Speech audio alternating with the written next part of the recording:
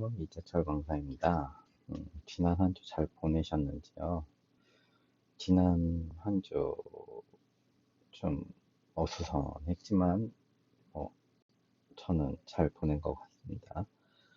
어, 이 도시개발론 수업을 좀 하면서, 지금 중간고사를 어떻게 할지 약간 고민이 되긴 하는데, 음, 좀, 어, 이제 예전과 같은 방식으로 볼지 아니면 한 번은 레포트 방식과 한 번은 시험 방식 지난번과 같은 방식을 볼지 지금 고민 중에 있거든요. 어떤 것이 좋을지는 잘 모르겠고 좀 고민을 한번 저도 해 봐야 될 것 같아요. 그리고 시험에 대한 뭐 이런 것들은 너무 걱정 안 하셔도 되고요. 근데 제가 너무 걱정 안 하셔도 된다니까 좀 이렇게 주의사항을 드릴게요. 작년에 제가 점수를 안 드린 분들이 있어요. 보통 보면 F 받으신 분도 한 번 있는데 이유는 그거였어요. 시험에 중간 기말 이제 점수를 드릴 수 없을 정도로 답을 쓰신 분들 어, 한 두 줄? 두 줄, 세 줄을 쓰셨는데, 그것도 인터넷에서 긁어서 갖다 붙이신 경우가 꽤 있어요. 여러분들이, 이게 안 들킬 거라고 생각하지만, 인터넷에서 긁어다 갖다 붙이는 것들은, 어쨌든, 그, 남거든요, 기록이. 네, 그런 거를 또 학교나 이런 데는 친절하게 그거를 돌려서 검사하는 방법이 있어요. 그러니까 여러분들이 나중에 무슨 다른 과목을 듣던 뭐 이렇게 입력하는 그 우리가 교수님들이 레포트를 내라 뭐 이런 식으로 해서 인터넷으로 입력을 하시면 긁어다 갖다 붙이는 경우는 모사율이라 그래서 그게 떠요. 인터넷이나 뭐 다른 데 이런 글들이 있나 이렇게 검사를 하는 시스템이 있거든요. 예, 그게 돌아가서 50% 이상이면 F를 주게 돼 있어요. 원래는 원칙적으로. 그러니까 그런 것들을 여러분들이 고민을 하고 답안을 쓰셔야 되는데 너무 이렇게 그냥 막 쓰시는 경우도 있고 저는 분명히 논하여라 뭐 이런 문제를 내면 본인의 생각이 주가 돼야 되는데 그 부연 설명이 너무 길고 본인의 생각은 없는 경우도 있어요. 많이는 길게는 쓰셨는데 그러한 것들이 좀 문제가 많이 돼서 점수를 드리고 싶어도 가끔 드릴 수 없는 문제가 있습니다. 그러니까 제가 너무 걱정 안 하셔도 된다는 제발 기본은 어느 정도 해 주셔야 제가 드릴 수 있는 여건이 돼요. 여러분들이 알지는 모르겠지만 여러분은 시험 답안 낸 거 이런 것들을 학교에 다 제출을 해야 되거든요. 3년간 보관을 하고 감사받을 때 필요하면 이렇게 가져다 볼 수 있게끔 해야 되는 문제이기 때문에 너무 아닌 답안을 적어주시면 교수님들이 점수를 주고 싶다고 생각을 해도 못 주는 경우가 있어요. 그 정도만 아니면 점수를 드릴 테니까 최대한 좀 정성스럽게 답안을 작성해 주시면 좋을 것 같아요. 그럼 강의 시작해 보도록 하겠습니다. 타당성 분석은 두 가지로 나눈다 그랬죠. 뭐와 뭐로 나눈다 그랬어요. 일단 시장성 분석이 있다 그랬죠. 시장성 분석은 지역 경제를 먼저 분석을 하고 그 안에 시장, 우리가 어떠한 타겟층이나 어떠한 수요가 있나 이런 것들을 이제 조사를 해야 되겠죠. 시장을 보면서. 그래서 시장성 분석을 하게 되죠. 그 다음에 뭐가 있다고 했죠? 경제성 분석이 있다 그랬죠. 여기서 이제 타당성 분석을 하게 돼요. 아, 시장이 이러이러한 요구가 있는데 이 요구에 대해서 우리가 개발이나 뭔가를 했을 때, 개발 사업을 했을 때 과연 그 시점과 타이밍 이런 것들이 과연 타당한가, 사업성을 낼 수 있는가에 대해서 고민을 하게 되는 거죠. 그래서 투자 분석을 하게 되는 거예요. 지역 경제에서는 모든 토지의 사용 용도, 그쵸? 여기 뭐 주거 지역이 맞냐, 상업 지역이 맞냐, 뭐 공업 지역이 맞냐, 그리고 여기에 더 필요하다고 요구되는 지역이 뭔가에 대해서 고민을 하게 되는 거죠. 지역의 인구, 어, 쉽게 얘기를 하죠. 지역의 뭐 용도나 이런 것도 있지만, 뭐 주거 지역이 더 필요하다고 가정을 할게요. 예를 들어서. 그럼 지역 인구가 20대가 많다. 그럼 어떻게 돼? 20, 30대가 많다. 20, 30대 초반이 많다. 그러면 우리는 어떤 방식으로 해야 될까요? 원룸 오피스 정도를 지어서 임대사업 쪽을 돌려야 되겠죠. 근데 30대 중반 이후부터 40대가 많다. 그러면 여기는 일단 집을 대출을 받거나 뭐 이제 사회생활을 한지 어찌 됐던 뭐 한 5년에서 6년 대출도 잘 될 거고 이게 만약 취업이 정규직으로 취업이 됐다면 얘기죠. 뭐 이런 것들이 잘 될 테니까 여기서부터는 우리가 뭐 20대 이제 30대 한 33세에서 4세부터 해서 40대까지는 적은 아파트 평수를 원하겠죠. 왜? 일단은 이제 신혼 경제적 부담도 그렇고 뭐 여러 가지를 봤을 때 이제 한 2, 30평대를 선호를 할 거예요. 그 다음에 이제 여기서 아이가 생기고 뭐 좀 늘어나는 지역이 많다. 그러니까 이제 거기서 세분화를 또 분석을 해야 되겠죠. 40대 이후가 많다. 그러면 아이들 방도 하나씩 내줘야 되고 이러면 최소한 예전 기준으로 4인 기준을 잡았을 때 어떻게? 방 최소한 부부방 하나, 아이들 방, 그 다음에 뭐 화장실도 2개, 부부 거 따로, 이게 공용으로 쓸 수 있는 거 하나 따로. 요 정도가 돼야 된다는 거죠. 그러니까 우리가 이 지역 인구를 분석하는 이유들도 토지에 어떠한 가격에 맞춰서 어떠한 물건을 공급하냐 이런 것들을 분석해야 돼요. 제가 말씀드린 것처럼. 그 다음에 지역 소득 수준이 어떠하냐. 어, 뭐, 그, 우리가 그냥 일반인들이 사는 그, 이런 인테리어 하는 거와 타워 팰리스나 이런 데 인테리어 하는 게 좀 틀리겠죠. 그, 판매 분양가가 틀리기 때문에 그거를 소비해 줄 수 있는 지역이냐 아니냐. 뭐 강남인데 이렇게 강남 아파트의 인테리어를 좀 옛날 시골틱하게 했다. 이게 분양이 될까요? 안 될까요? 안 되겠죠. 그럼 또 저기 뭐 밀양이나 이런데 이거는 지역에 대해서 소비 수준에 대해서 비교를 하는 거야. 지역을 비교하는 게 아니라 농사를 지으시고 이러는데 막 최고급 대리석이나 이런 걸 갖다 놓고 깔아 놓는다고 하더라도 거기서 뭐 인테리어 비용이 어마어마하게 들어간 아파트를 소비할 수 있는 사람들이 없겠죠. 그 소득을 가지고 있는 사람들이. 물론 뭐 지금 보시면 기업형 농가들은 뭐 우리 수입이 한 10억에서 20억 돼요 이렇게 얘기는 하지만 그건 일부고 만약에 그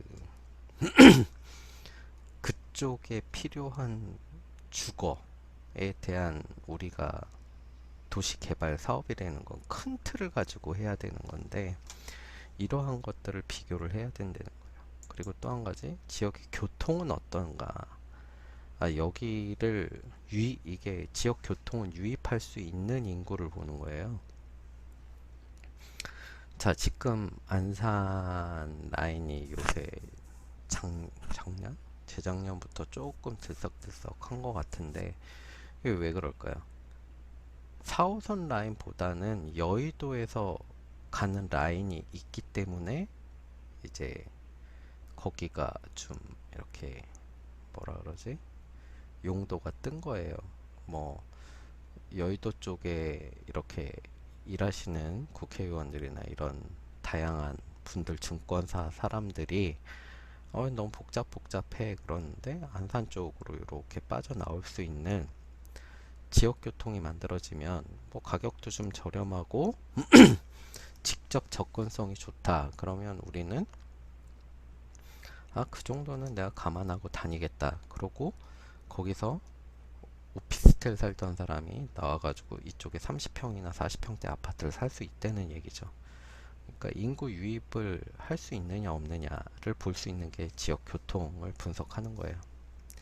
시장 분석에는 확정적 사용 용도 토지, 뭐 우리가 어떻게 사용할 수 있느냐. 지금 이게 뭐 녹지로 잡혀 있는데 이게 용도 전환이 가능하느냐. 안 된다 그러면 상업지역의 주상 복합으로 들어가서 우리가 이게 분양을 해서 주거에 대한 그 욕, 그 욕구나 이런 것들을 채워줄 수 있느냐 이런 것들을 분석하는 거죠. 토지 용도에 따라서 우리가 들어갈 수 있는 내용이 다 틀리니까 상업지역이라 그러면 뭐 주거지역을 꼭 더 필요로 한다 그러면 주상복합으로 들어가는 방법뿐이 없겠죠. 이런 것들을 세분화해서 이제 분석해야 된다는 거예요. 그리고 아까 인구와 지역 소득 수준을 포함해서 시장을 세분화하는 거죠. 아까 얘기했듯이. 그 다음에 주변 아파트들이나 주변에 있는 쉽게 얘기해서 저는 주거를 예를 들게요. 공업단지나 이런 건 원래 개발 때부터 뭐 산업, 혁신, 뭐 화학, 공업 이런 식으로 해가지고 딱 정해서 개발을 하기 때문에 우리가 그렇게 크게 문제를 갖지는 않는데 약간 문제가 있었던 쪽이 지금 시와 쪽이죠. 거기 뭐 홍수나 이런 게 한번 나면 침수가 많이 돼가지고 문제가 있으니까 그런 것들을 이제 한 번씩 봐주셔야 돼요.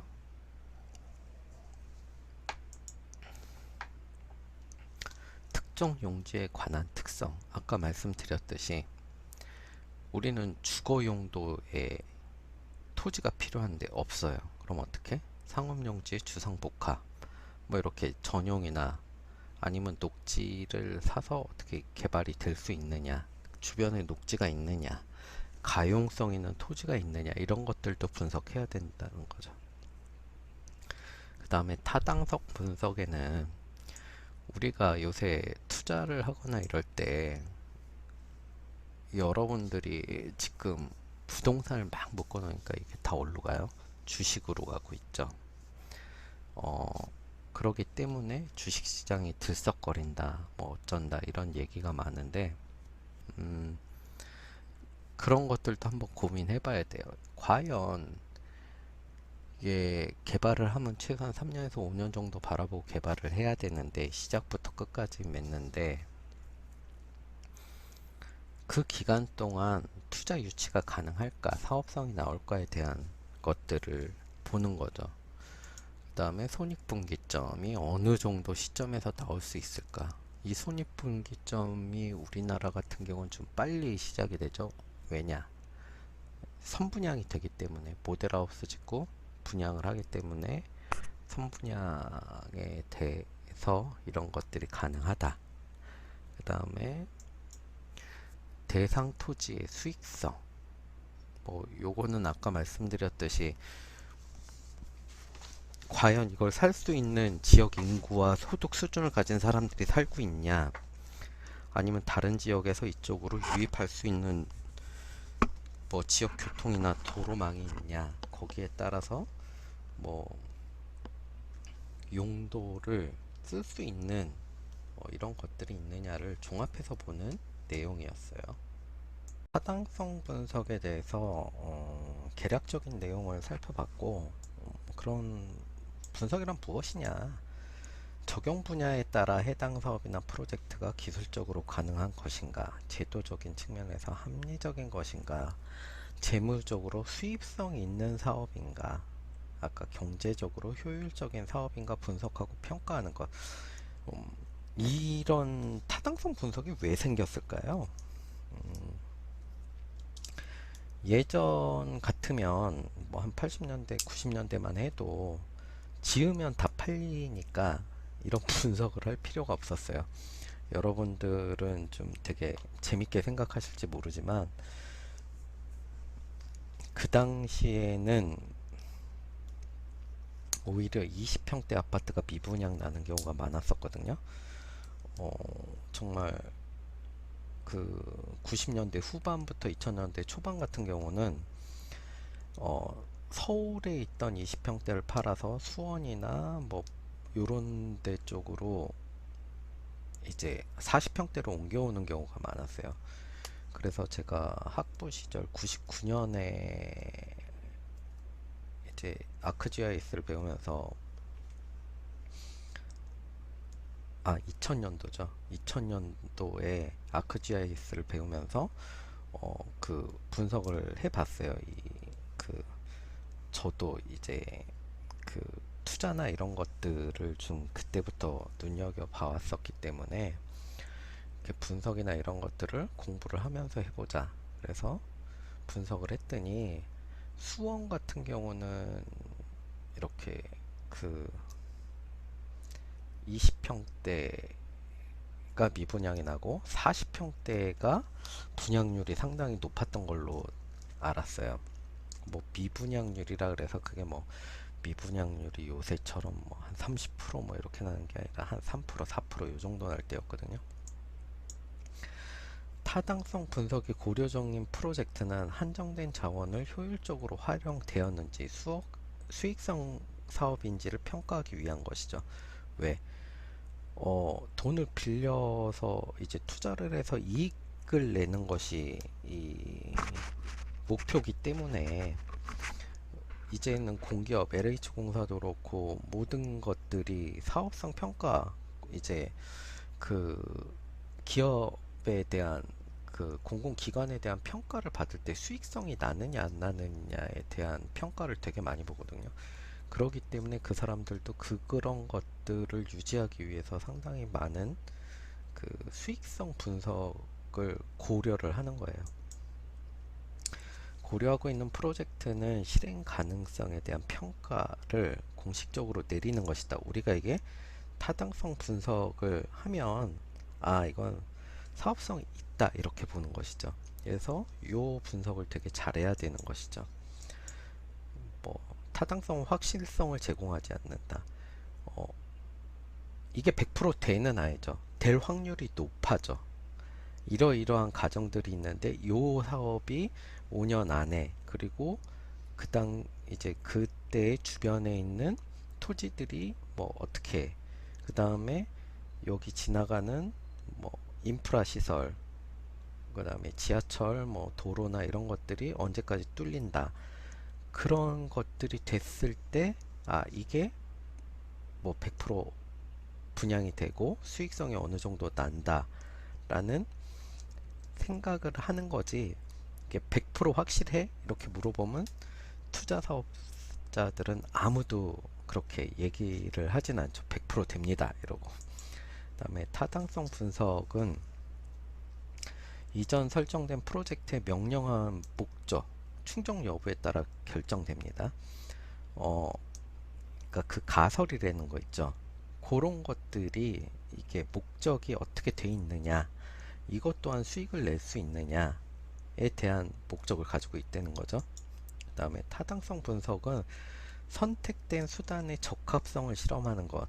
우리가 뭐 분양을 선분양, 후분양 뭐 그 지난 시간에 했었죠. 우리가 5개년 계획을 했을 때 주거단지 먼저 하고, 그 다음에 한 1년이나 2년 있다가 다시 상업 시설을 분양하고, 그 다음에 또 다시 거기에 이어서 주거를 같이 분양하고, 이런 식으로. 왜? 상업시설이라는 거는 주변에 사용할 수 있는 주거를 통해서 어느 정도 수요가 확보되지 않으면 그 원래 상업용지가 제일 비싸잖아요. 그게 아무리 비싸도 안 팔린다는 거죠. 그래서 여러분들이 그런 것들을 고려를 잘 하셔야 돼요. 타당성 분석이란 제약하에 프로젝트가 적합한지 아닌지, 확률이 이제 수익성을 낼 수 있는 확률이 높은 건지 아닌 건지 보는 것이죠. 음, 여기서 재무적 측면에서 보는 타당성 분석을 사업성 분석이라 그러죠. 그래서 이 사업성 분석이 우리 타당성 분석보다 대부분을 차지하는 게 사업성 분석이에요. 이 타당성 분석에. 그다음에 공공 입장에서 경제적 타당성 분석을 경제성 분석이란다. 음, 그런 거죠. 여기에 공원이 어느 정도 돼 있으니까 우리가 1인당 녹지 확보율이 얼마나 되고, 그래서 우리가 공원을 산책하는 접근성이라던가 이런 게 좋습니다. 이런 것들이 경제적으로 나타낼 수 있는 지표가 좀 힘들어요. 그런 것들을 이제 잘 나타냈느냐에 대한 것들, 그의 타당성 분석이죠. 사업성 분석은 사업상 평가 지표, 가격이 기준이 되죠. 세금이나 이자, 이전 비용에 대한 고려를 하지 않는 것도 일반적이고요. 세금이나 재무적 할인율을 사용하죠. 그 다음에 수익성 지수는 프로젝트로 발생하는 할인된 전체 수입을 할인된 비용으로 나눈다. 1보다 클 때는 해당 프로젝트의 사업성이 있는 것이고, 작을 때는 없는 것이다. 수식은 이렇게 된다 그랬고, 여러분들이 이거는 제가 크게 걱정 안 하셔도 된다 그랬죠. 여러분들이 엔지니어링이랑 뭐 이런 데 가시면 선배들이 알아서 엑셀로 탁 짜서 줘요. 거기서 숫자만 잘 입력해서 뽑아내시면 돼요.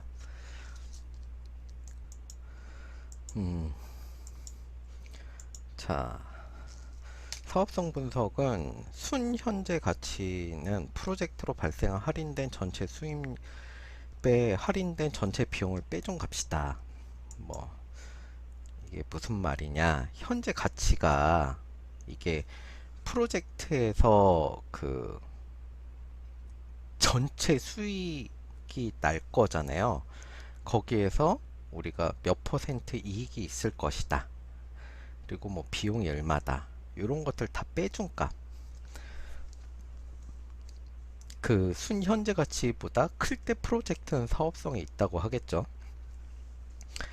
이게 프로젝트 이행 후에도 전체 수입이나 이런 걸 다 이제 할인을 제했는데 똔똔이 되거나 영영이 되면 그동안 투자했던 것들에 대한 비용을 못 건지는 것이고, 마이너스가 난다면 손해가 나는 것이기 때문에 사업성이 없는 것으로 평가되겠죠.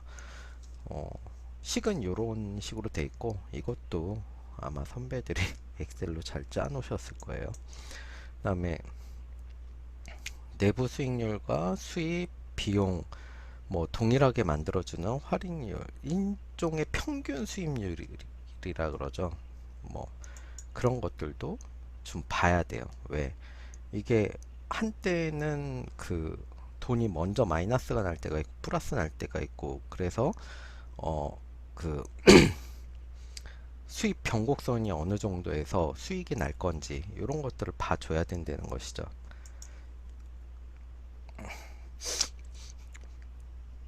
비용 및 수입 추정. 뭐 투입 비용은 토지비 및 소유권 이전 등비비, 공사비, 설계비, 철거비, 감리비, 모델하우스 건립비, 운영비, 광고 선전비, 제세 공과금, 뭐 부가가치세, 미술 장식품비, 예비비 등이 있습니다. 근데 여기서 보시면 여러분들이 그 제일 이해가 안 가시는 것들이 있을 거예요. 요 예비비.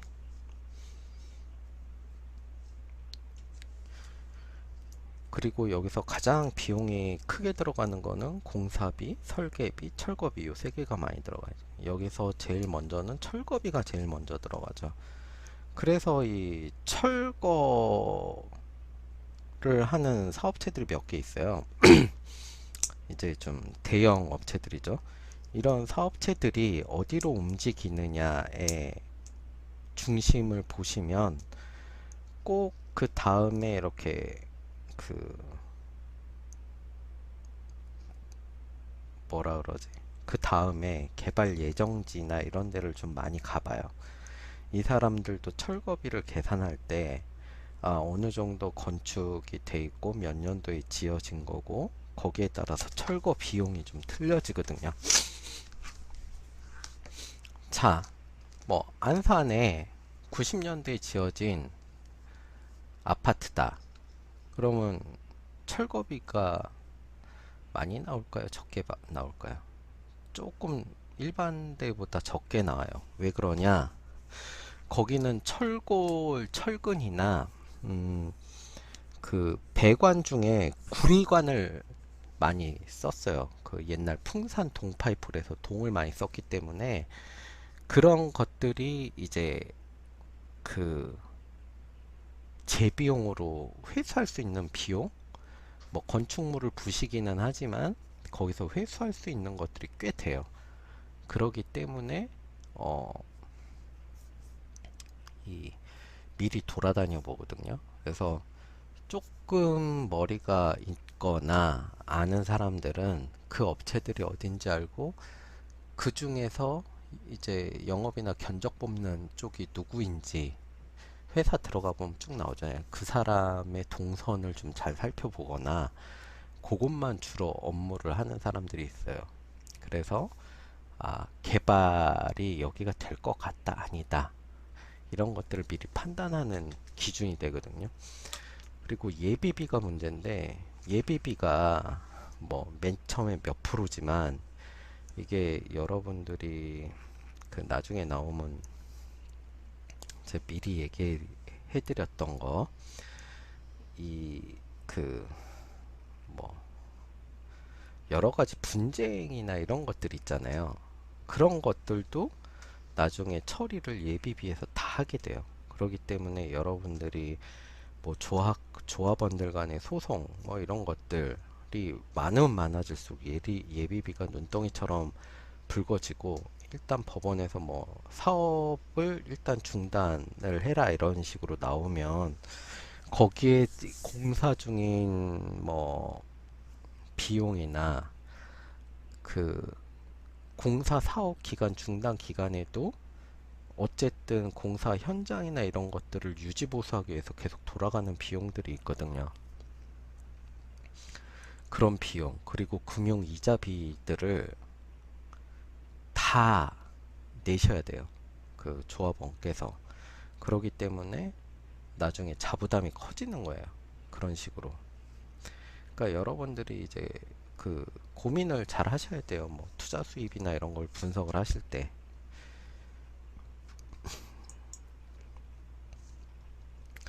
수입 항목은 프로젝트의 최종 산물로 발생하기 때문에 세부 항목은 비용에 비해 간단합니다. 당연하겠죠. 아파트와 근린 시설에 대한 분양 수익과 분양 이자 관한 것이고 그 다음에 사업 체계 분석 표로 그때 해왔죠. 분석 전체 뭐 사업 개요 투자 계획과 분양 계획 할인율 설정 그 다음에 직접비 간접비 추정 연차별 투자 비용 추정 용지 분양 가격 추정 연차별 분양 추정 이 현금 흐름 작성표 사업 평가 뭐 이런 것들을 하게 되죠. 4단계로.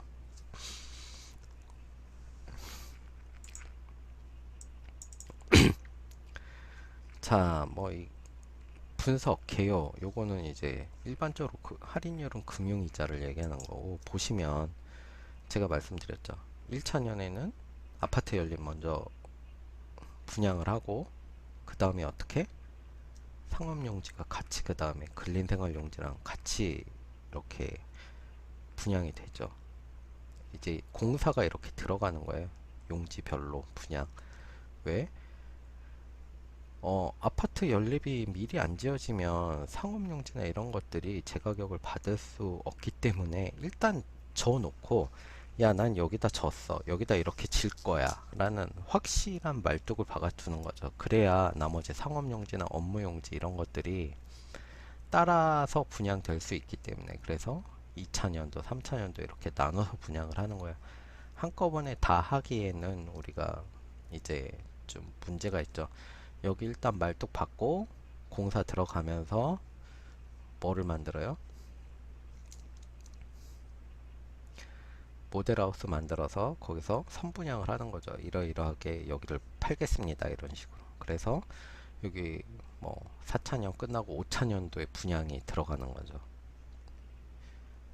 그래서 또다시 그 비용을 가지고 나머지 용지들을 이렇게 프로스대로 나눠서 분양을 하는 게 가장 그 합리적인 투자 방법, 적은 돈으로 많은 수익성을 낼 수 있는 방법이라고 생각돼요. 이게 한꺼번에 하다 보면 너무 많은 투자 비용이 들어가기 때문에 감당이 안 되겠죠. 그렇기 때문에 이자 비용이나 이런 것들, 그리고 사업성의 불확실성, 뭔가 이런 것들 미리 눈으로 보여지지 않으면 사람들이 잘 안 믿기 때문에 그런 것들에 대해서 불신감을 없애주기 위해서 선분양을 요 정도, 한 30% 정도 하는 거예요.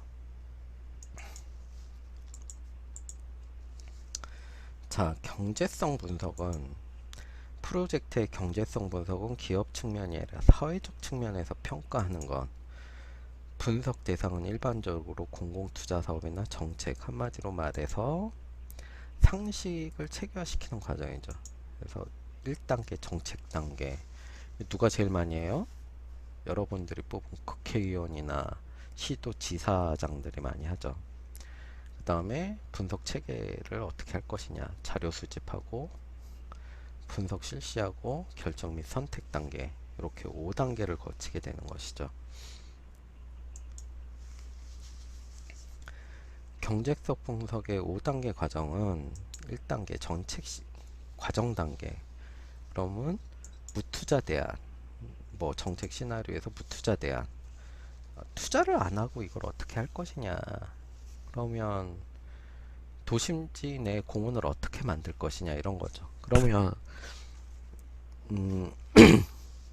그 지금 정부에서 내놓은 그 태릉 골프장 같은 경우도, 자, 우리가 아파트를 단지를 지을 때 가장 공원으로 적합하게 사용할 수 있는 부지가 어디냐, 그럼 그 부분은 남겨놓고 나머지 땅에다 이렇게 개발을 하게 되는 거죠. 그러면 우리는 그 지역은 투자를 안 하고도 공원이나 이런 것들을 만들 수 있는 거예요. 그 다음에 정책의 효과와 범위. 그것을 만약 공원을 만들었을 때 몇 동 몇 동 몇 동은 공세권이라 그러죠. 공원이 엮여져 있는 지역이기 때문에 그 동 근처에 있는 아파트가 조금 올라가죠. 프리미엄이 붙는 거죠, 요새. 한강 뷰도 뭐 이렇게 있고. 그 범위가 어디까지 갈 것이냐, 그리고 이 사용 시설 이용자들은 뭐 모든 사람을 대상으로 할 거냐, 아파트 단지에 있는 사람만을 할 거냐, 이런 것들을 우리가 이제 판단해 보는 것이죠. 그다음에 정책의 제한 조건, 뭐 예산적 측면, 사회적, 환경적 측면, 뭐 거기 이준석 의원 같은 경우는 태릉 개발을 반대하는 이준석입니다 이러고, 의원이 아니죠. 전 의원이죠. 전 의원. 뭐 반대합니다 라고 얘기하고 사회적으로 계속 반대를 얘기하고 있고. 왜? 거기는 그때도 말씀드렸다시피 공공적인 인프라 시설이 지금 부족해서 어찌 됐건 그 조금 다른 인프라가 들어오기 전에는 더 이상 하기가 힘든 건 사실이에요. 지금 도로나 이런 것들이 포화 상태이기 때문에. 그 다음에 통제 변수, 그러니까 뭐 그런 것이죠. 더 이상 뭐 이준석 의원도 그러면 SOC 사업으로 여기에 대한 대안을 내놓고 해라. 그런 통제 변수가 그럼 언제까지 거기 뭐 도로를 하나 더 뚫어줄게, 이런 게 연결된다 그러면 이제 가능한 것이죠. 그 다음에 할인율 및 분석의 시간적 범위, 이게 몇 년 도냐. 지금 뭐 개발을 한다 그래도 우리가 보시면 아시다시피 5년인데 저는 문재인 정부가 앞으로 남은 시간이 그리 많지 않기 때문에 계획만 세워놓고 물갈이가 될 것 같은 분위기도 있고, 이게 좀 애매해요. 이 시점에서 과연 꼭 그 사업을 해야 되는가. 지금 서울 시내에 나와 있는 그 다른 분양 사업들 같은 것들을 좀 더 빨리 그 통과시켜가지고 용적률이나 이런 것들을 조정해서 통과시켜가지고 사업 수익성을 낼 수 있게 해주면서 좀 더 공급을 활성화 시켜주는 쪽이 좋지 않을까에 대한 고민을 해보는 게 나을 것 같다는 거죠. 이제 분석 체계 수립 단계. 그럼 이제 정책 효과 항목이 있을 거죠. 그다음에 항목 평가, 이전 소득과 이중 계산, 뭐 이런 것들. 요거는 나중에 뒤에 가시면 제가 설명을 따로 한번 드릴게요. 계량 분석 범위, 계량이 가능한 거와 불가능한 것들이 있어요. 아까 그럼 공원이 있으면 프리미엄이 붙고 이건 사실인데, 그걸 계량화해서 우리가 과연 이게 어느 정도 수익성이 있어요 이렇게 얘기할 수 있느냐, 그거를 정량화되지 않는다는 것이죠. 그리고 이게 시장제에서 공원이 있으니까 여기는 얼마만의 프리미엄이 있어가 있는데, 그게 강남공원하고 강북공원하고 같냐, 그건 또 틀리다는 얘기죠. 여러 가지의 그 계량 분석의 범위를 넘어가는 것들이 있다는 거는 이제 고민을 해보셔야 되는 거고, 이제 분석 구조의 설정, 그 다음에 민감도에 따라 파라메타 선정. 그러니까 뭐 여러 가지 민감도라는 게 뭐 사회적 저항권 뭐 이런 것들도 있을 거고, 이런 것들을 그 어떤 자료를 수집해서 이거를 할 거냐에 대한 것도 고민을 해봐야 되는 거죠.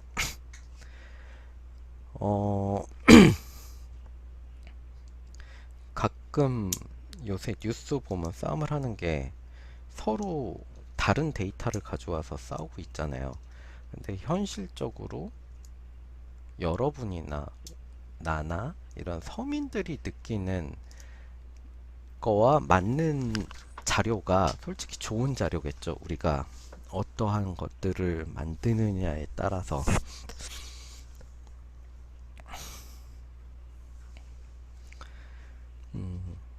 이제 그러한 것들을 고민을 많이 해봐야 된다는 거예요. 그 다음에 뭐 자료 수집 단계는 분석을 위한 실제 자료 수집 단계. 그 다음에 정책 분석 실시 단계는 정책 효과, 비용, 편익, 수익을 하고 효과 실적으로 측정하는 단계. 이 자료를 가지고 우리가 뭐 주민들을 위한 설문조사를 만들어서 뭐 이런 것들을 한번 설문조사를 해보는 것이죠. 그러면 어떤 정도의 거기 있는 주민들이 그러한 것들을 느끼고 받아들일 건가에 대한 요구조사, 이런 것들을 할 수 있다는 거죠. 계량할 수 없는 효과에 대해서는 분석자의 최소한 정성적인 수준에서 효과를 나타내야 한다. 그런 거죠. 이게 강남, 강북, 아까 공원에 대한 프리미엄에 대한 효과, 그거를 어떻게 나타낼 거냐. 그럼 우리가 개발하려고 그러는 그 전체적인 크기가 있을 거 아니야. 그 전체적인 크기를 비교하고 입지 조건이 비슷한 다른 지역에 있는 뭐 한 군데만 가지고 얘기하면 이제 안 먹힐 거죠. 한 뭐 강남도 있고 강북도 있고 좀 뭐 분당도 있고 이런데 몇 군데를 측정해서 평균적으로 비용이 어느 정도가 나온다를 정성적으로 만드는 거죠. 계량화해서. 그러면 사람들이 아 그게 뭐 보통 어느 정도 단지의 크기고 어느 정도의 공원 크기였을 때 입지 조건이 비슷하다면 이 정도의 효과를 가질 수 있다라고 인정을 해주는 거예요. 근데 이제 학생들이 뭔가 이제 4학년 학생들이 자료 조사하고 이럴 때 좀 제일 문제가 되는 게 그런 거죠. 교수님이 물어봤을 때, 야, 이거 왜 이래? 그러면, 아, 예, 여기는 이렇게 돼 있는데요. 이러고 단 한 가지의 자료만 갖다 낸다는 거예요. 근데 문제는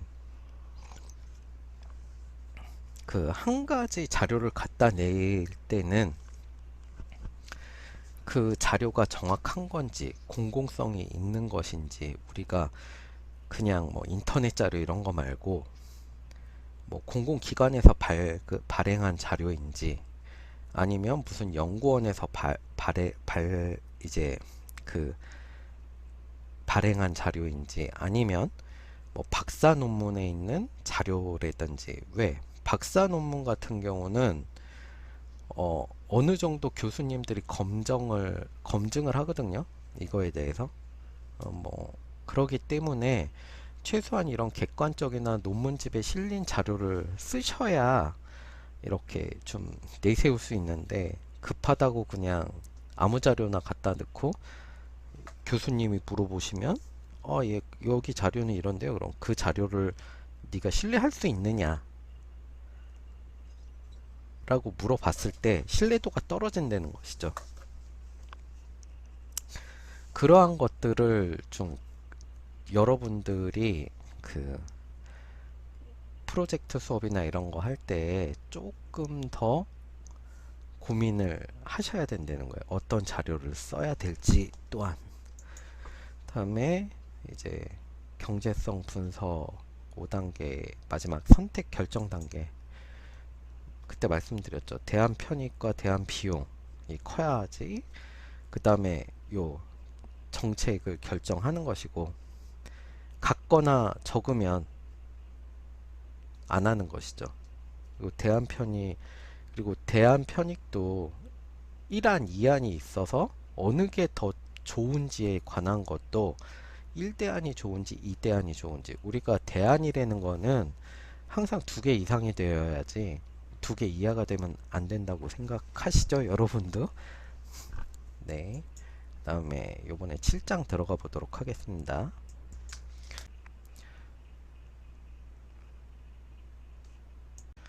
그 자금 조달, 파이낸싱이라 그러죠. 우리가 보통. 그러면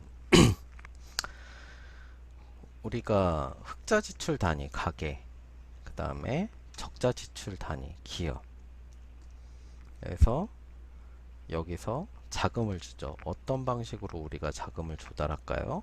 주식이라는 방법으로 이제 주식과 채권을 팔아서 자금을 모으게 되죠. 이거를 우리는 직접 거래를 하느냐, 뭐 직접 거래를 할 수도 있지만 우리는 그게 좀 힘든 사항이죠. 단위도 적고 뭐 이러기 때문에 여기에 이렇게 뭐 직접적으로 자금을 댈 수 있는 거는 제 금융권, 암시장, 뭐 사채시장이라고 불리우는 곳에서 뭐 자금을 투자해서 고액으로 이자를 받거나 뭐 이런 방식이 되겠죠. 우리는 주로 어디를 통해서? 은행을 통해서 거래를 하게 되죠. 어떻게?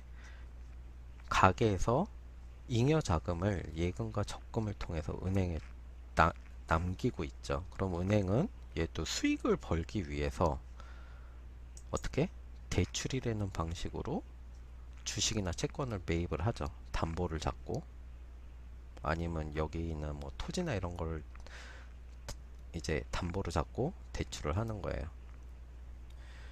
뭐 기업이 이윤을 잘 낸다. 그럼 직접적으로 그 주식 시장에 채권이나 주식을 발행해서 자금을 조달하는 게 제일 빠르죠. 이 은행에 대출이자를 안 내도 되고 자기 신용 거래 쪽인 이런 것들을 할 수 있기 때문에 선호하는 뭐 방식이에요, 그게. 자, 지분금융과 부채금융이 있어요. 의미는 무엇이냐? 지분금융이란 주식을 발행하거나 지분권을 매각하여 자기 자본을 만드는 것. 그쵸? 자기가 가지고 있는 지분권, 뭐 채권 이런 것들을 발행을 해서 우리 회사에 여러분들이 참여를 해 주십시오. 그럼 나는 뭐 여러분들이 쉽게 얘기해서 삼성전자 주식을 요새 한 6만 원 하는데 샀다. 한 주를 샀어요. 그럼 한 주만큼의 지분을 가지고 있는 거예요, 여러분들이. 그러면 뭐 매년 분기별로 한 50원에서 얼마 정도를 이제 여러분들 통장으로 넣어줄 거예요, 아마. 수입 이익이 있기 때문에, 아, 저희가 여러분들이 주식 투자를 해 주셔서 이 정도 수입을 냈습니다. 이러고 여러분들의 보고를 하고 매년 이익금을 배분을 하죠.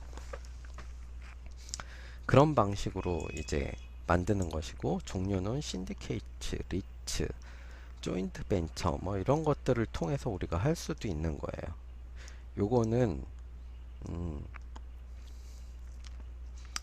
부동산 쪽에서 우리가 얘기하는 그쪽의 회사들을 보통 얘기하고 있는 것이죠. 그 다음에 부채금융이란 뭐냐? 채권을 발행하거나 저당권을 설정해서 남의 자본을 가져온다는 거예요. 그래서 종류는 저당금융, 신탁금융, 담보신탁이 있죠. 그래서 뭐 본인이 그 사장이 가지고 있는 회사 주식을 담보로 잡힌다거나 신탁을 한다거나, 저당금융은 땅을 담보로 잡힌다거나 공장이나 이런 것들을 잡히는 거죠. 그 다음에 개발금융은 도시를 개발하기 위해서 자금 조달하는 거. 우리가 알아야 될 건 이런 것이죠. 종류는 신디케이트, 리츠, PF, 프로넥션, 파이낸셜. 여러분 많이 들어봤죠? 이런 게 있고, 소비금융이라는 거는 개발되어진 부동산을 소비하기 위한 자금 조달. 개인 투자자들이 요새 분양권 가지고 다 이렇게 살 수가 없으니까 어떻게 얘기해? 은행에 자기가 살 집을 담보를 잡혀가지고 중도금, 그 다음에 그 마지막에 돈을 다 내죠. 그러면 어찌됐던 간에 그 사람 이름으로 등기가 되고 거기에 이제 그 금융권이 거기다 저당권을 설정하게 되는 것이죠. 뭐 우리는 그걸 대출을 받은 만큼 이제 뭐 얼마에 가등기가 돼 있다 뭐 이런 식으로 돼 있는데, 채권 설정이 돼 있는 거예요. 주택 저당 금융, 고정형 금리가 있고 변동형 금리가 있고 주택 담보가 있죠. 근데 요새는 여러분들은 고정금리는 거의 없어요. 요새는 다 변동금리이기 때문에 그런 것들을 좀 고민을 잘 하셔야 돼요. 자, 지분금융과 부채금융 이제 구분을 해보면, 자본의 성격은 자기 자본, 주식 같은 건 자기 자본, 채권 타인 자본이죠. 그 다음에 소유자의 지위는 주주, 그 다음에 이제 채권 이자를 받는 거죠. 그러면 주주는 어떻게 배당을 아까 받는다 그랬죠? 채권 어떻게 이자를 받는다 그랬죠? 상환은 어떻게 상환하지 않고 자기가 필요할 때 주식을 매각해서 그 비용을 챙기는 것이고, 채권은 만기일에 꼭 상환을 해야 되는 것이죠. 그러면 여러분들이 봤을 때 이게 회사 상태가 좋거나 이러면 거의 대부분 주식 형태로 발행을 하겠죠. 근데 부동산권 같은 경우는 대부분 채권 발행을 해요. 신디케이트, 다수의 소액 투자자들이 자본을 출자하여 지분형으로 직접 투자하는 방식. 그다음에 일반 투자자들의 자금과 부동산 전문가의 역량이 투자한 그룹의 일종인데, 이거 하다 손해보신 분들 꽤 많아요. 문제는 소액 투자자들이 문제가 아니라 부동산 전문가가 문제예요. 이 사람이 미리 건물을 선점하고 음, 그거를 이제 투자하게 만드는 방법들이 있어요. 어, 여기서 여러분들이 하나 알아두셔야 될 것들이 몇 가지 있는데, 그거는 좀 지금 얘기는 그렇고 나중에 한번 기회가 되면 말씀드릴게요. 어떤 것들을 조심해야 될지. 리츠라고 이제 주식을 발행하여 다수의 불특정 투자자로부터 자금을 공모받고 직간접 투자를 하게 되는 거죠. 주주에게 사업 성과에 따라 배당을 하는 것이죠. 자, 리츠, 신디케이트보단 리츠가 좀 더 안정적이겠죠. 왜? 주식을 발행할 정도가 된다 그러면 어떻게 되겠어요? 이 기관이 안정적이고 여지껏 이제 수익 사업을 잘 내던 데가 아니면 어, 주식을 발행한다고 누가 사겠어요? 여러분들이 삼성전자주를 사겠냐? 아니면 저기 뭐 동일 DNC 뭐 이런 주식을 사겠냐? 딱 이렇게 두 개를 놓고 보면 네가 100억이 있어. 어느 주식을 살래? 그럼 전부 다 삼성전자주를 산다 그러겠죠. 왜? 거기는 좀 이름 있고 여지껏 성과가 있고 안정적인 투자자라고 생각하니까 리츠가 그렇다고 생각되는 거예요. 그렇게 생각해 주시는 게 조금 더 이제 쉽게 이해하실 수 있는 방법이에요.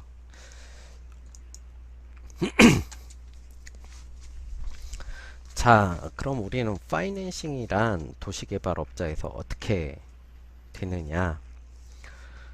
자, 우리가 아까 대부분 채권을 발행한다 그랬죠. 자, 저당권을 대출기관으로부터 설정을 해요. 내가 이만큼의 땅을 가지고 이제 사업을 하려고 그러는데 돈이 좀 필요하다. 빌려달라. 이렇게 하는 거죠. 그럼 아까 어떻게? 요 전에 배웠던 타당성 분석이나 이런 걸 가지고 금융기관에 제출해서 막 그 가서 발표도 한번 하고 이런 것들을 거쳐서 오케이, 너 대출해 줄게. 안전한 것 같다. 뭐 사업성이 있는 것 같다.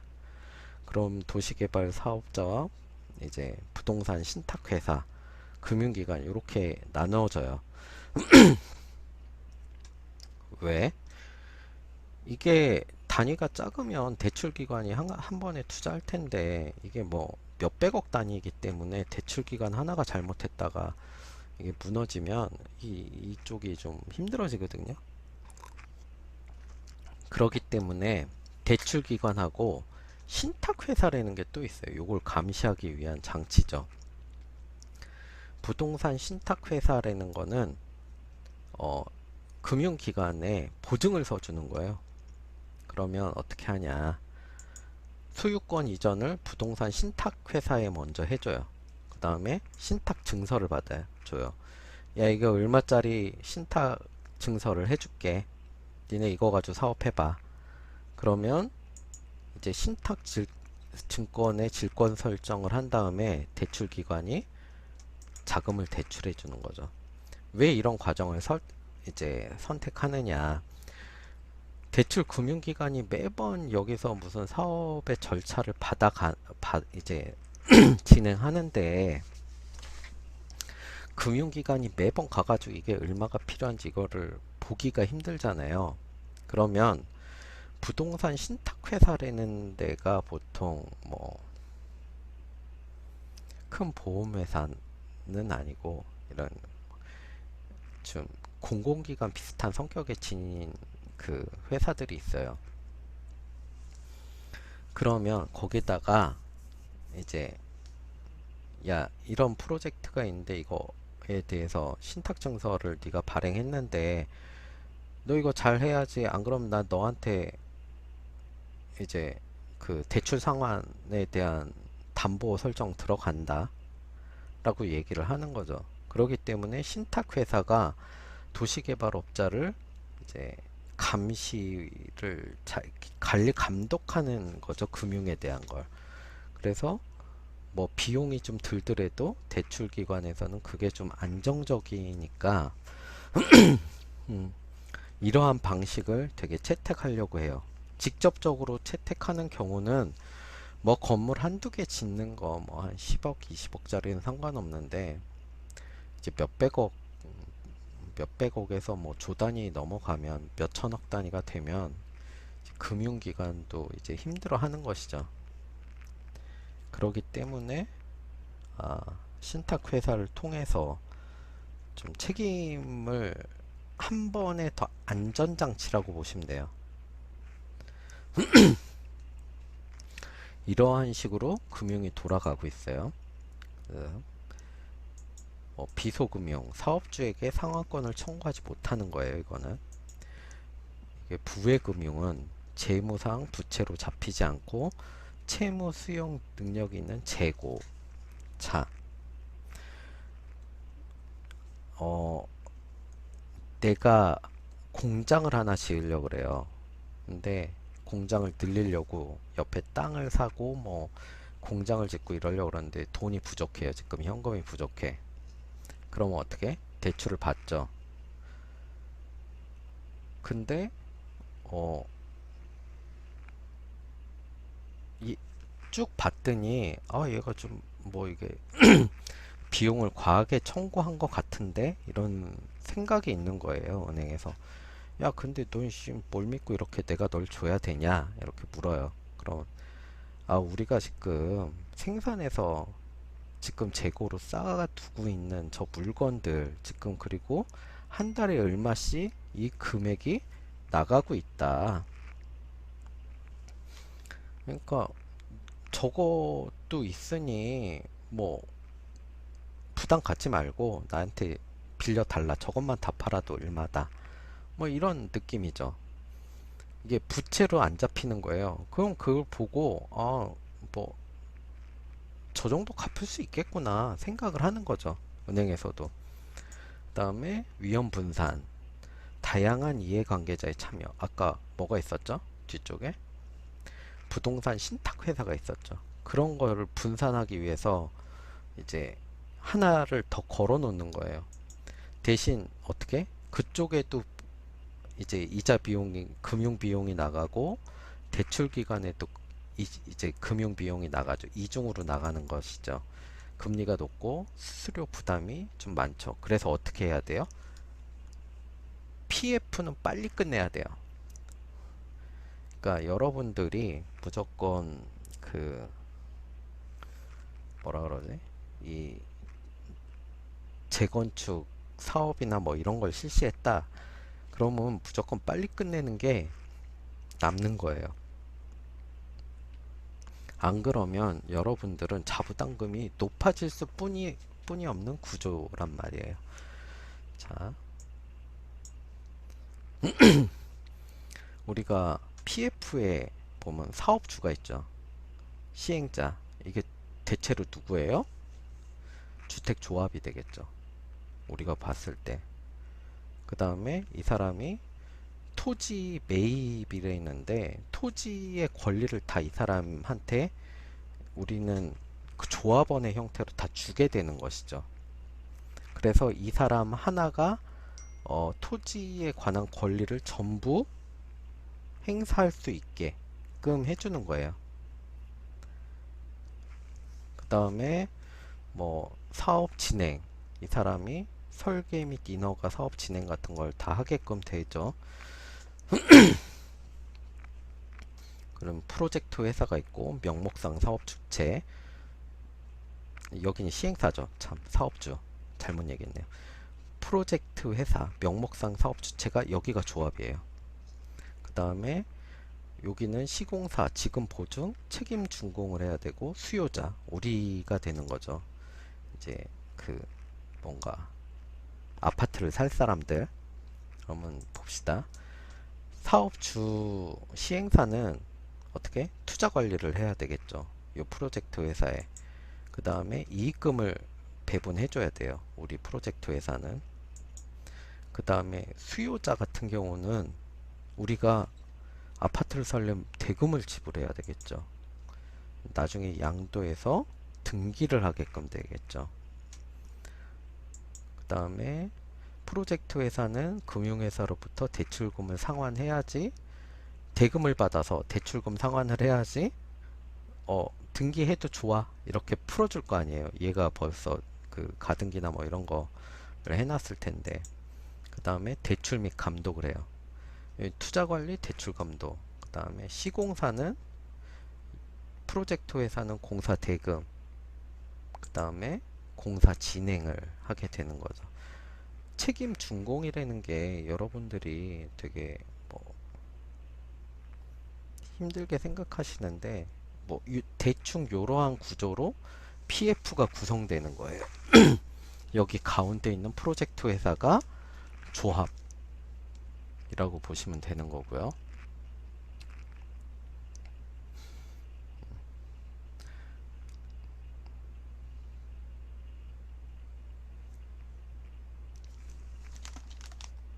개발금융의 원리를 한번 봅시다.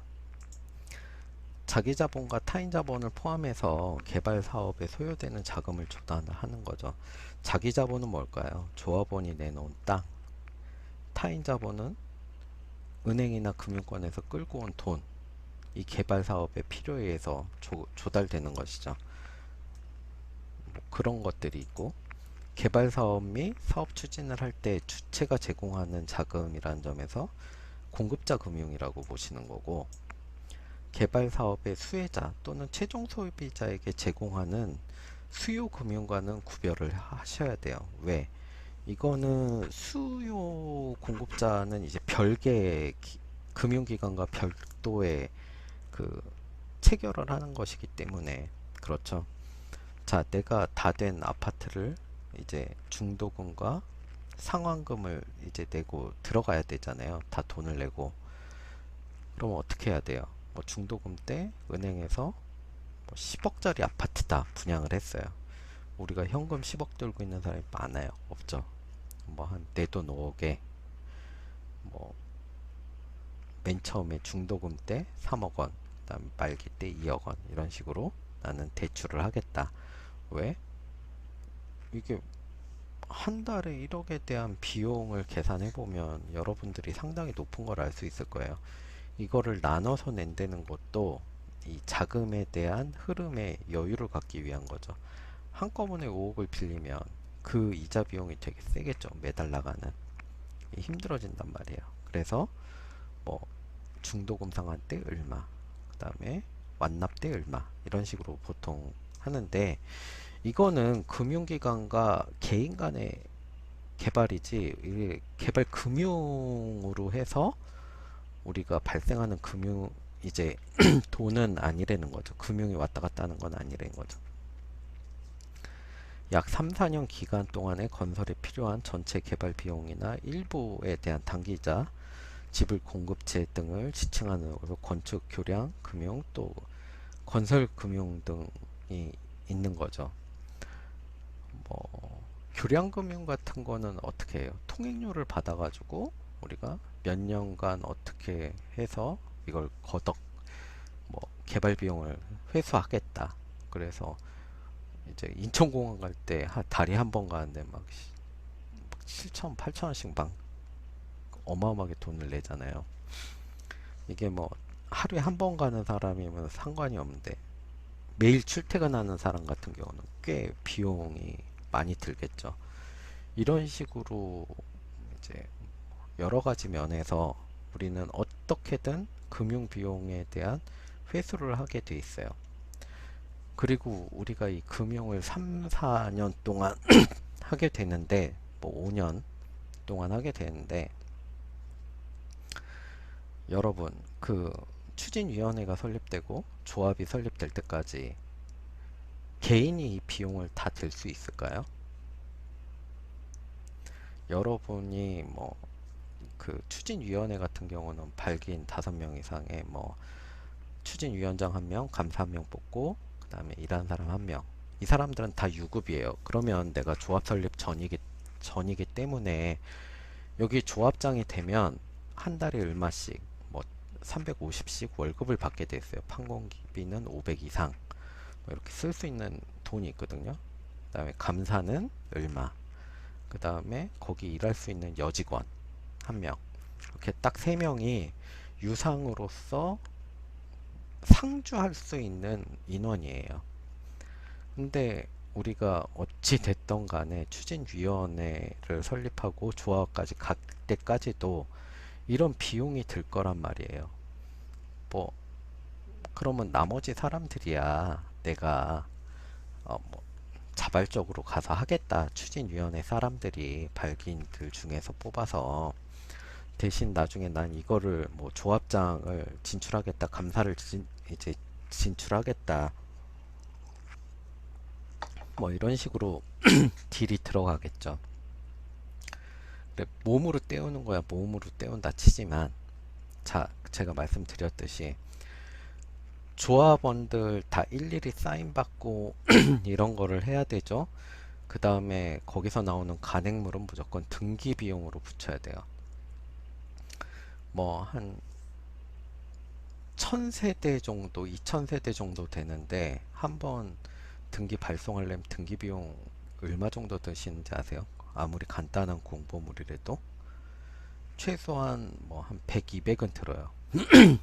그러면 뭐 총회 소식이라던가 뭐 사업이라던가 뭐 우리가 시행사 시공사를 어디가 지금 경합이 붙었다던가 이런 것들을 다 하려 그러면 이게 거기 들어가는 비용이 한 달에 최소한 인건비 빼고도 한 150, 200은 들어가야 돼요. 그러면 그거를 개인이 다 충당을 하면서 운영을 할 수 있을까요? 물론 다들 아니다 그러지만 여기 시행사가 붙어가지고 다 하게끔 돼 있어요. 근데 시행사는 그러면 직접 돈을 받느냐? 그렇게 돈을 못 받죠. 보통 시행사랑 시공사랑 붙어 있거든요. 그러면 이렇게 직접 돈을 내려서 그 요새 한남동에 문제가 됐던 게 시행사 사람들이 돌아다니면서 돈 뿌려가지고 문제된 거잖아요. 시공사 선정할 때 뭐 누구를 해주세요 이러면서 이게 되게 현금 살포나 이런 문제점이 있기 때문에 직접적으로 돈을 못 내리게 돼 있어요. 그럼 어떻게 돈을 내리느냐? 건설사에 있는 철거 업체들이 붙어 있어요. 그럼 이 철거 업체들에게 돈을 내려서 시공사 쪽으로 주게끔 돼 있는 거예요. 이게 좀 뭐 불법의 세계인데 업계에서는 공공연하게 이런 방식으로 가고 있거든요. 여러분들도 이제 그래서 제가 말씀드리는 게 이 철거 업체가 어디로 움직이느냐에 따라서 그쪽이 이제 개발 사업이 진행되고 있다 없다에 대한 내용을 알 수 있다는 거예요. 그래서 이게 돈이 가기 시작하면 어느 정도 한 50% 이상은 거기가 재개발을 가능한 지역이구나 라고 판단을 하시면 돼요. 그 다음에 토지 수용 건설 작업 전문가, 뭐 마케팅비, 자금 제세와 개발 과정에 포함된 임시 비용. 임시 비용에는 뭐 법률 자문비서부터 해서 뭐 여러 가지가 다 들어가겠죠.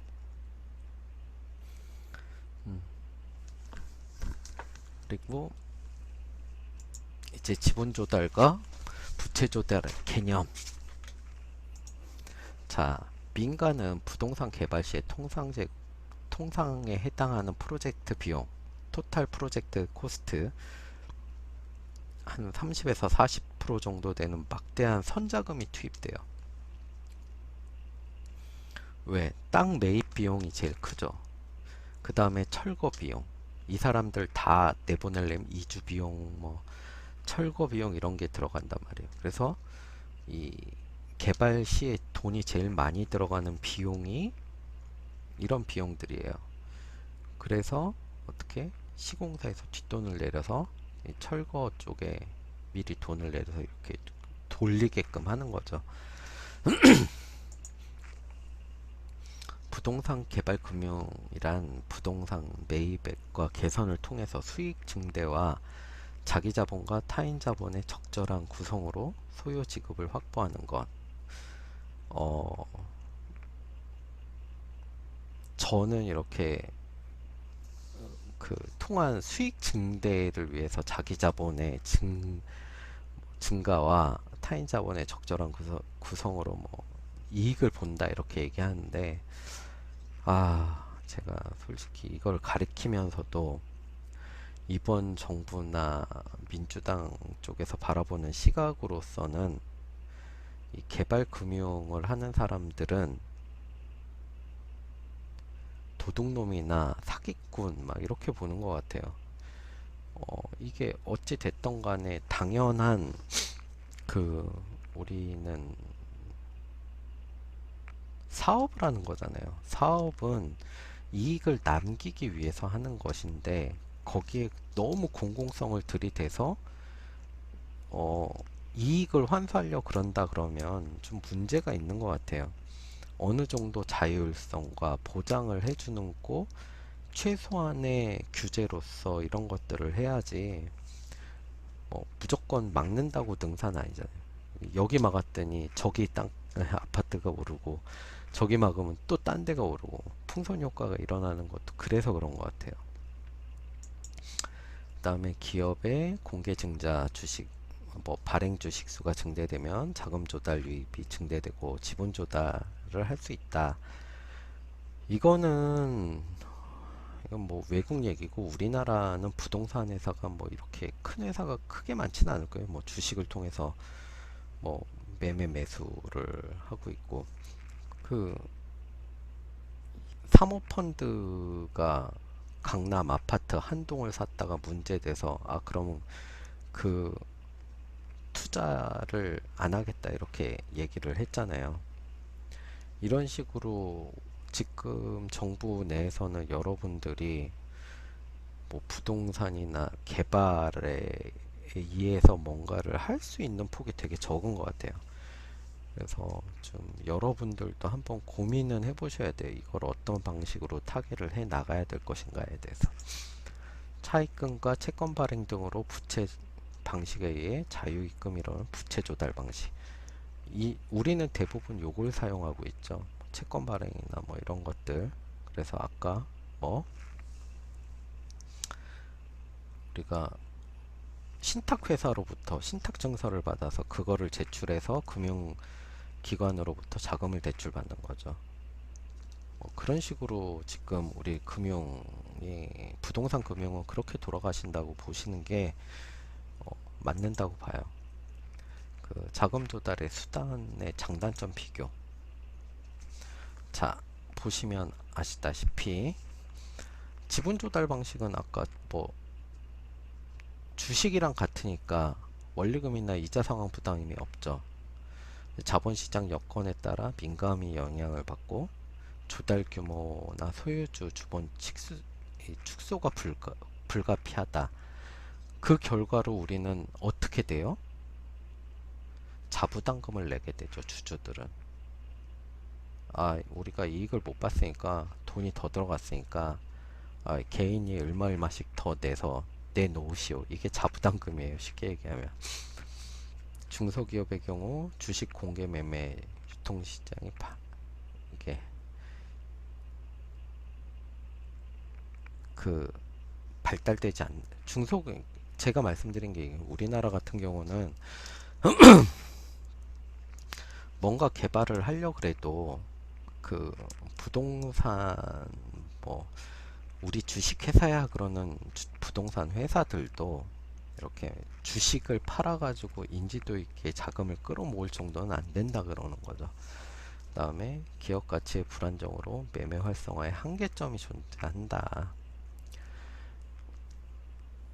우리가 아무리 뭐 좋은 롯데캐슬, 뭐 레미안 이래도 강남이 아니면 안 팔리는 경우가 같은 거죠. 기업 가치가 어디에 아파트도 어디에 짓느냐 이런 것들에 따라서 좀 문제가 있는 거예요. 그래서 우리는 어떻게 부채 조달 방식으로 많이 이제 개발을 하는데, 뭐 차입 여건만 충족되면 차입이 가능한 거죠. 뭐 대출 담보만 확실하면 은행에서는 돈을 빌려주니까 기업의 이자 비용에 대한 손비가 안정되어 금융 비용이 절감이 가능하다라고 얘기는 하는데, 금융 여기 단점에 보면 원리금 상환 부담, 어쨌든 가능은 하지만 가능이 될 확률은 없고 부담이 될 확률이 더 높다는 거예요, 항상. 그다음에 과도한 차입 비중은 기업의 재무성 악화를 시키죠. 그래서 우리가 보통 재무 건전성을 갖기 위해서 뭐 최대한 뭐 지급 비율이나 이런 걸 지켜라 뭐 이런 것들이 있는데, 그런 것들도 좀 잘 보셔야 돼요. 우리가 볼 수 있는 거는 어 거의 중소기업이 대부분이고, 이제 비용상의 애로가 존재한다. 요런 것들만 아시면 돼요. 그리고 부채 조달 방식. 자금을 빌려서 운영 자금화 하는 것이기 때문에 타인에게 자금을 빌려 조달하는 거죠. 이자 비용과 조세 효과 때문에 선호되고 있고 쉽게 자금 조달을 할 수 있죠. 왜? 담보만 확실하면 언제든지 돈을 이제 할 수 있으니까. 레버리지 효과라고, 지렛대 효과죠. 이게 뭐 운전자금을 간단하게 뭐 몇 달 요렇게 빌리는 건 상관이 없는데, 이게 장기화되거나 너무 올라가면 지렛대가 받침목이 앞에 있으면 어떻게 쉽게 넘어가지만, 이게 뒤로 갈수록 큰 힘이 들게 되고 어느 선을 넘어가면 훨씬 더 큰 비용이 들게 되겠죠. 이게 무슨 말인지 모르시겠다고요?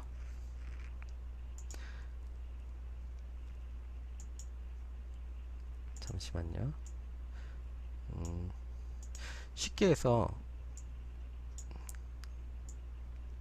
지렛대가 그림을 못 그려. 지렛대가 받침목이 여기 있어요. 그럼 여기 아무리 무거운 물건이 있어도 쉽게 들겠죠. 근데 받침목이 이쪽으로 이동하는 순간 어떻게 돼요? 이걸 들기가 더 힘들겠죠. 그냥 굴리는 것보다. 이런 얘기예요. 그러니까 앞쪽에 그 단기간 뭐 잠깐 빌리거나 이런 경우에는 크게 문제가 안 되는데, 이게 뒤로 가면 갈수록 이제 비용이 많아지면 많아질수록 힘들다는 얘기죠.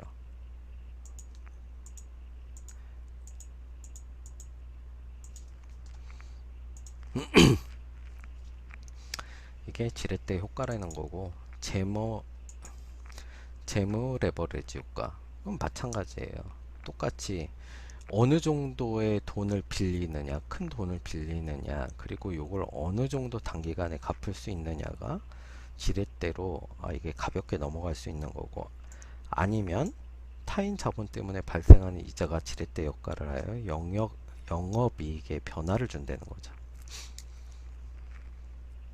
그 다음에 자본 조달 순서 이론은, 기업이 영업활동에 필요한 자금을 조달함에 있어 그 원천에 대해서 특정 우선순위를 가진다는 이론이고요. 기업은 역선택 비용, 자본 조달을 원천부터 선택하게 되므로 자금이 필요할 때 내부 보유자금, 부채 조달, 마지막으로 주식 발행을 선호한다. 아주 쉽게 얘기해. 기업이 지금 돈이 필요해요. 이제 물건을 생산해서 너무 잘 팔리는데 대금이 좀 회수가 안 되고 있어요. 팔린 돈이 들어와야 될 거 아니에요, 어쨌든. 이게 팔린 돈이 들어올 때까지 기다리는 거. 해외로 팔았으면 해외에서 자금이 들어오는데 뭐 한 보름에서 한 달 정도 걸리니까 뭐 그러면 우리가 그동안 쌓아놨던 돈들 있죠. 내부 자금으로 어떻게 일단 조달을 해본다. 그 다음에 부채 조달. 쉽게 일단 뭐 땅을 담보 잡혀야 공장 부지 담보 잡혀서 어느 정도 해와. 뭐 이런 게 있을 수 있고 이제 마지막으로 주식 발행을 선호한다. 왜 그러느냐? 주식을 발행을 하거나 이럴라 그러면 장기적으로 보고 이것을 발행을 하는 것이죠. 주식이라는 게 그렇게 쉽게 왔다 갔다 하는 내용은 아니잖아요, 여러분. 근데 기업은 당장 오늘 내일 돈이 필요해요. 그렇기 때문에 주식을 발행을 한다 그러면 그 절차나 이런 것들이 좀 오래 걸리기 때문에 그리고 우리 부동산 쪽에서 생각을 해봅시다. 뭐 개발이 이게 아무리 많더라도 우리는 5년간만 하고 이 프로젝트는 없어져요. 주식을 발행해서 5년 안에 이걸 다 쌍 없앤다? 이게 좀 힘들 것 같지 않아요? 그렇기 때문에 대부분은 우리는 자본 조달, 이제 조달이 선택하게 되는 게 PF 방식을 선택하게 되는 거예요. 대리인 이론. 소유와 경영이 분리되는 오늘날의 기업 환경에 수탁 책임을 가진 경영자들이 주체를 가지고 주주들이 원하는 기업 가치를 극대화보다는 기업의 외형적 성장, 매출액을 극대화 혹은 경영자의 사적 이득을 직구함으로써 대리인의 문제가 발생한다는 이론. 지금의 우리나라 대기업을 보시면 이제 그런 거죠. 이게 분리가 돼야 되는데 아직 분리가 안 되고 있다. 그래서 문제가 된다. 주주들의 이익을 대변할 수 없다. 그게 그래서 사모펀드에서 그 제일모직 뭐 이런 것들에 대해서 주식을 이제 합병할 때 그런 문제가 있었죠. 사모펀드에서 제기를 해서 어, 한번 세상에 불거진 이런 이론들이죠. 이제 기업에 있는 경영자들이 그러니까 소유자와 경영자가 거의 일치된다고 보시면 돼요. 그래가지고 그 사람들의 이익만을 챙길 것이냐에 대한 이론이에요. 오늘은 여기까지 하겠습니다. 오늘은 강의를 여기까지 하고, 음, 오늘의 제시어는 개천절로 할게요. 오늘이 제가 좀 바빠서 녹화를 늦게 했는데, 어쨌든 개천절로 하고, 여러분들 한 주 잘 마치고, 다음 주에 뵙도록 하고요. 어찌되었건, 뭐, 시험에 대해서는 전에 요 앞에 말씀드린 거 정도 생각해서 해주시면 되고, 조금 그 여러분들이 답안 작성이나 이런 거를 논리적으로 한 번씩 해보셨으면 좋겠어요. 어, 뭐 제가 꼭 저뿐만이 아니라 여러분들이 만약 이 분야로 나가신다 그러면 부동산 업계라던가 엔지니어링이라던가 공무원 어차피 보고서라는 거를 저희는 다 써야 되거든요. 나가서 PT를 해야 되고 사람들을 설득해야 되는 직업이기 때문에 좀 논리적이고 합리적인 이론에 바탕을 해서 좀 이렇게 논리적으로 쓰시면 좋을 것 같아요. 그런 것들이 연습이 안 돼 있으면 이제 나중에 학교에서 뭐 배웠냐 그러죠. 근데 대학교는 여러분들의 뭔가를 가르쳐 주는 곳이 아니라 여러분들이 공부하는 거를 돕게 만들어주는 장소거든요. 음, 여러분들이 가끔 착각하고 계시는데, 전문대는 이 세울 때 창학 이념이 전문, 전문 산업인력 양성이에요. 근데 4년제 대학교는, 학문 탐구라는 거죠. 창학 이념이. 지금 뭐, 이렇게 모든 것들이 취업이나 이런 거랑 연계를 시켜서 얘기를 하지만, 어쨌든 기본적으로는 저희는 학문을 탐구하는 데 중점을 둬서 해야 되는 것이고, 그러기 위해서는 여러분들이 좀 많은 생각과 고민을 해봐야 되는 부분이라고 생각을 해요. 이런 어려운 말씀 드려서 죄송하고, 어쨌든 이번 주 마치고 다음 주에 뵙도록 하겠습니다. 그럼 마치겠습니다.